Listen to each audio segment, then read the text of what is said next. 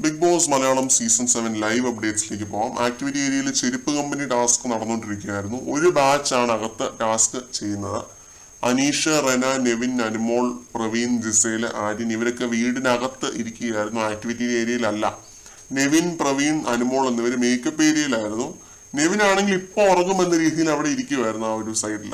അപ്പൊ അനീഷ് പോയി നെവിനെ വിളിച്ച് ഉണർത്തുന്നുണ്ട്. പ്രവീണിന്റെ അടുത്ത് പോയി കിടക്കുമ്പോൾ പ്രവീണെയും വിളിച്ച് ഉണർത്തുന്നുണ്ട്. രണ്ടുപേരും കണ്ണടച്ച് കിടക്കുമായിരുന്നു.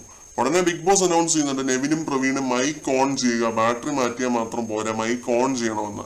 പിന്നെ ബിഗ് ബോസ് പറയുന്ന ഒരു കാര്യം, നിങ്ങൾ ഇപ്പോൾ ടാസ്ക് ചെയ്യുന്നില്ലെങ്കിലും പകൽ സമയത്ത് ഉറങ്ങാൻ അനുവദിക്കില്ല, ഒരു കാരണവശാലും അനുവദിക്കില്ല എന്ന് പറയുന്നുണ്ട്. ഉടനെ പ്രവീണിന്റെ അടുത്ത് കിടന്ന നെവിൻ എണീറ്റ് പോകുന്നുണ്ട്. ഈ സമയത്ത് അനുമോള് അനീഷിനോട് പറയുന്നുണ്ട്, അപ്പുറത്ത് രണ്ടുപേരിപ്പുണ്ട്, അവരെയും കൂടി പോയി നോക്കൂ അനീഷേട്ടാ എന്ന്. ഞാൻ അവരെയും പോയി നോക്കും എന്നുള്ള രീതിയിൽ അനീഷ് പറയുന്നുണ്ട്. ഫസ്റ്റ് വീക്ക് കഴിഞ്ഞ് സെക്കൻഡ് വീക്കിലേക്ക് പ്രവേശിച്ചതും ക്യാപ്റ്റൻസി നഷ്ടപ്പെട്ട സമയത്ത് അനീഷ് പറഞ്ഞതായിട്ട് ഓർക്കുന്നു. ക്യാപ്റ്റൻസി എന്റെ കയ്യിൽ നിന്ന് പോയാലും ഞാനായിരിക്കും ഇവിടുത്തെ ക്യാപ്റ്റൻ എന്ന്. ഇത് ഷാനവാസിനോട് അനീഷ് പറഞ്ഞിട്ടുള്ള കാര്യമാണ് സെക്കൻഡ് വീക്ക് വെച്ചിട്ട്.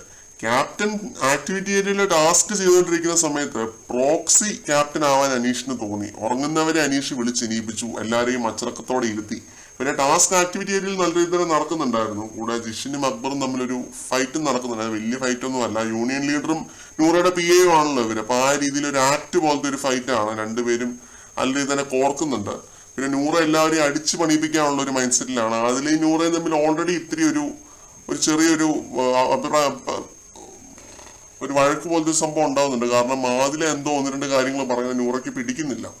അപ്പം അതില് നൂറ പറയുന്നുണ്ട്, ഞാൻ ഇങ്ങനെ ഇനി ആവശ്യമില്ലാത്ത സ്ഥലത്ത് സംസാരിച്ചാൽ ഞാൻ കോയിൻ തരില്ല എന്നുള്ള രീതിയൊക്കെ പറയുന്നുണ്ട്.